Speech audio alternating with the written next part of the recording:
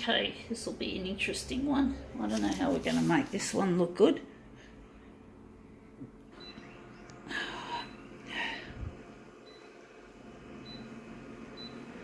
Right, how big we're going to make this.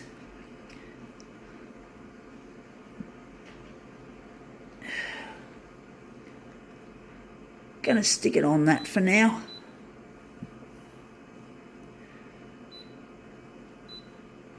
This will be an interesting one to reverse the colours. See how we go. I'm wondering if we're going to add a background colour. We'll soon find out.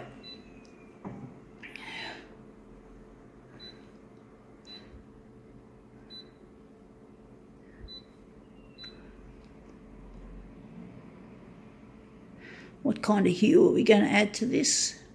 We're going to cool it down to cold. Let's see if we can make it look good.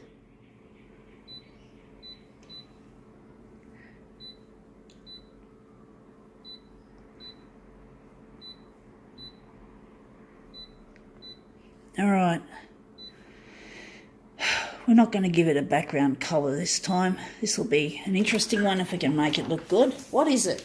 It is Cheetos balls, cheese and bacon. I got these for $1 at Woolies, so I thought I'd spend a small amount of money on it. It says here, name Chester Cheetah. So when I see the name Chester, I automatically think of the man who invented the photocopier as we know it, or the original version of it, the Xerox 914. His name was Chester F. Carlson. So Chester the Cheetah, Chester Chester F. Carlson, who's happens to be a cheetah rather than a human. Oh no, we're not going to put down Chester Carlson. I really admire him because he was a really nice person from what I've read.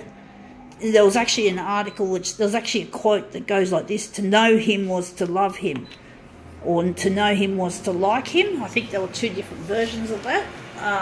But basically, he was a very likeable person. He wasn't a rich fool who wanted to rip you off. He just loved what he made. He invented it. He was the one that started it. So he was the man credited with the invention of the modern photocopier. So, hats off to him, mate. And he was a person who was poor to start with, so he wasn't born with a silver spoon in his mouth. He actually came from abject poverty, real poverty, grinding poverty, to come up with an idea that was really difficult to execute. So hats off to him, It is also, however, just to put things into a bit of perspective, the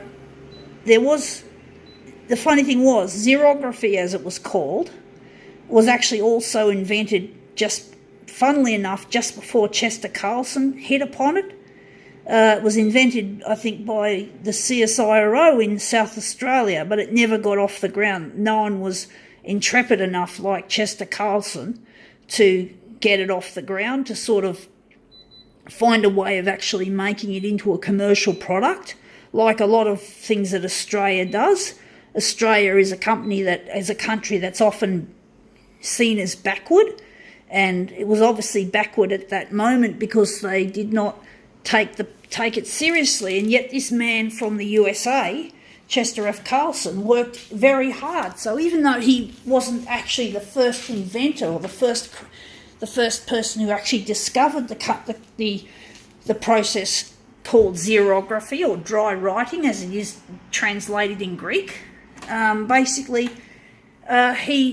he was strong enough and had just enough help to get it to market. And he went through a lot of trouble trying to prevent other people from trying to poach the invention when they found out it could potentially be a money spinner. Companies like IBM originally ignored it, they rejected it. But as soon as IBM saw dollar signs, IBM tried to create their own version when Chester Carlson's patents were running out.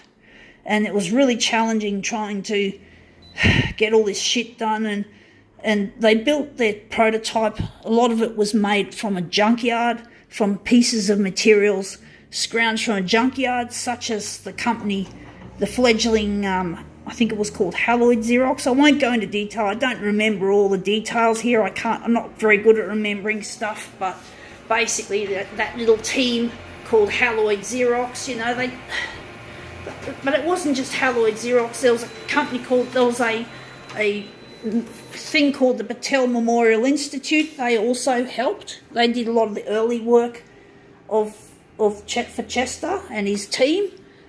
I'm not very good at explaining the history of xerography. I don't have a very good memory. I've got memory problems. I haven't been able to learn all the ordering of what happened on the historical timeline of xerography, but it was really hair-raising, and companies that were finally waking up to this new process were starting to think, well, we'd like to have a piece of it as well, and they were trying to poach it off.